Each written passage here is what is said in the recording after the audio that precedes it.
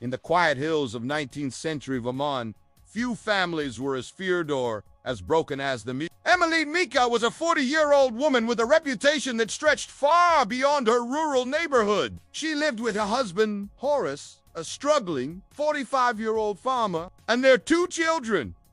Eleanor and Almon. Horace was perpetually down on his luck, deaf like his wife, and often defeated. Their son, Almon, just 20, was considered simple-minded, gentle, eager to please, and utterly obedient. Their daughter Eleanor suffered endlessly under Emmeline's cruelty. Neighbors often whispered about the beatings, but no one intervened. Screams echoed across rivers. Nothing changed. But Eleanor wasn't the only one to suffer. In 1873, Horace's father died, leaving behind two young children, Alice and Henry, from a second marriage. Their mother quickly remarried and abandoned them. The children were discovered alone, neglected, and starving. They were placed in a poor house where the conditions were beyond bleak. 10-year-old Alice, small, shy, and withdrawn, was repeatedly abused. She became a shell of a child, described as the kind of quiet soul that seemed to attract cruelty. Then came what seemed like a miracle. In 1879, Horace was offered $400 by the state to take Alice and Henry into his home. Money was tight, and Horace accepted. But Emmeline didn't want them. She didn't see two vulnerable children. She saw two extra mouths to feed, and she hated Alice. Emmeline rarely called the child by her name. To her, Alice was just that thing, or worse, little B asterisk. The beatings resumed with a fury. Visitors to the house later testified that Emmeline didn't even try to hide her abuse. She hit Alice with sticks, screamed at her, and sometimes forced her to strip naked before brutal beatings that left her bleeding and broken. The poor girl became the scapegoat for all of Emmeline's rage. Then came the whispers. Emmeline started talking about getting rid of Alice permanently. It started subtle remarks about needing to find another place for her, or else she'd kill her herself. But soon, her words grew bolder. She wanted the girl dead. An Almon loyal, obedient, and desperate for his mother's approval would be her tool.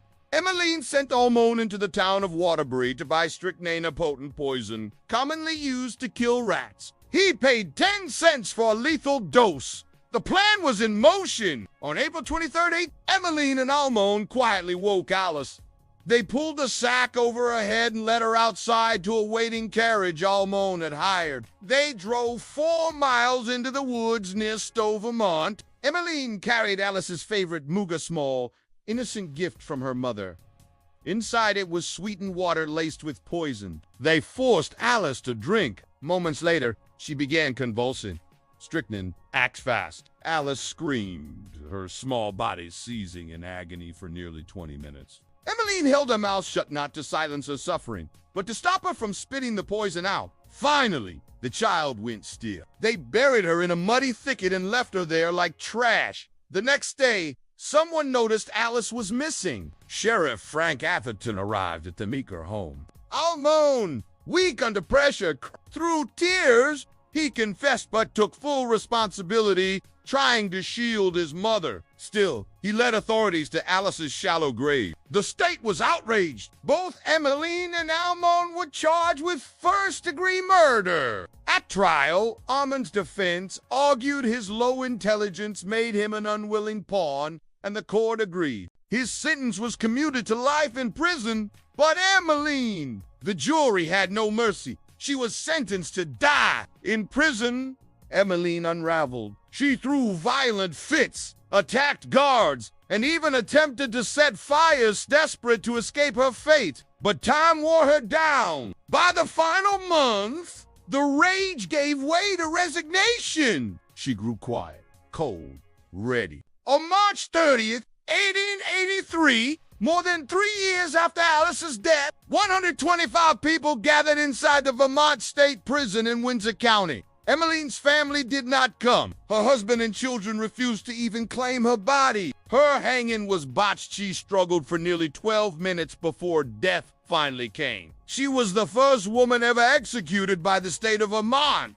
Alice's death became a dark symbol of cruelty ignored, of a child failed by every adult in her life. Emmeline Meeker went to the gallows with no remorse. Almone remained behind bars, and a small grave in Vermont marked the end of a life that never had a chance to begin. Like the video and subscribe to the channel for more real crime stories. Thank you for watching this one.